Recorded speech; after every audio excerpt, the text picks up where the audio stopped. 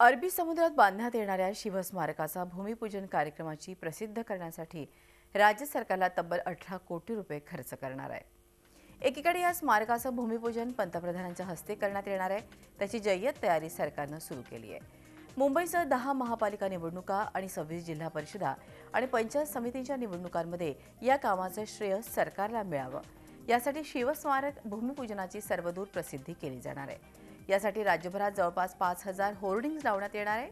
यातील 1800 होर्डिंग्स हे माहिती आणि जनसंपर्क विभागाच्या मालकीचे आहेत, तर उर्वरित होर्डिंगसाठी सरकार भाडं भरणार आहे।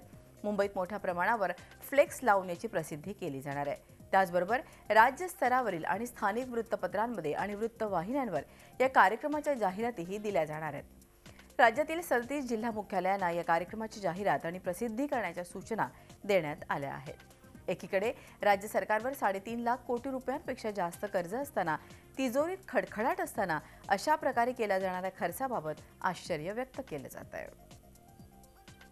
या सरकारचं सगळ्यात मोठं वैशिष्ट्य आहे की विकासावर आणि लोकांच्या हितासाठी या सरकारने गेल्या 2 वर्षात केलेला पैसा खर्च आणि जाहिरातीवर केलेला पैसा खर्च याची तुलना केली तर सरकारला जाहिरातीच्या मार्फत लोकांच्यापर्यंत पोहोचता येतं, कामाच्या मार्फत पोहोचायची आवश्यकता नाही, अशा मानसिकतेचं सरकार आहे।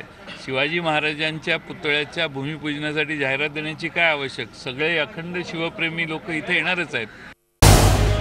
झी 24 तास रहा एक पाऊल पुढे।